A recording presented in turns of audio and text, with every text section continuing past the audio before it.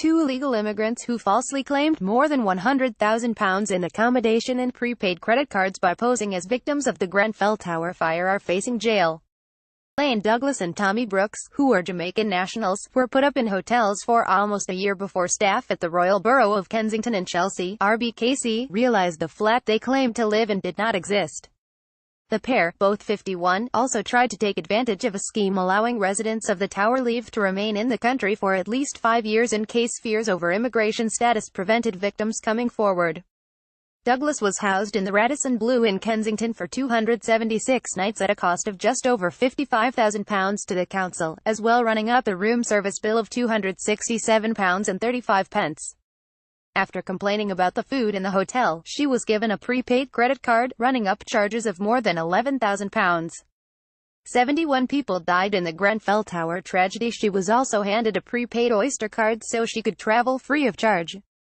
Brooks also started off at the Radisson Blu before being moved to another hotel. He spent 243 nights in hotel accommodation, costing RBKC more than £49,000.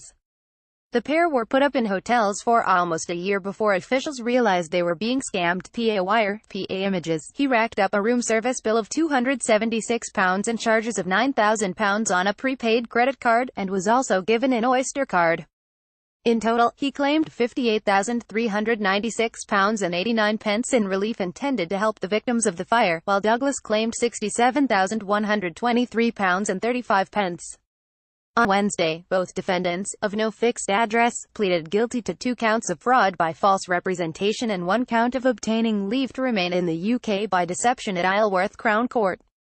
The offences took place between August last year until their arrest on May 2 this year. Prosecutor Benjamin Holt said, the defendants both claimed to have been together in the fire. Both said they were residing in Flat 91 on the 19th floor. Flat 91 is actually on the 12th floor, Mr. Holt told the court. Both had managed to avoid immigration authorities for 16 years after entering the UK illegally in the early 2000s. Following the fire at Grenfell Tower, the government introduced a policy to allow those with insecure immigration status that had lost their homes to regulate their situation. They were granted leave to remain for 12 months and that was later extended to 5 years.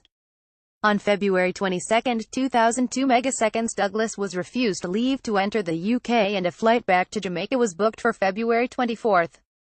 She was deemed too ill to travel and a flight was rebooked for March 8 of the same year.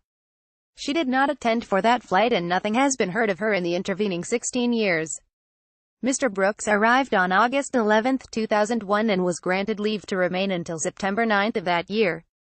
He applied for leave to remain and that was granted until February 2002, and in the intervening years nothing was heard of him. Judge Robin Johnson adjourned sentence until June 13, almost a year since the disaster, to allow time for Brooks to be legally represented.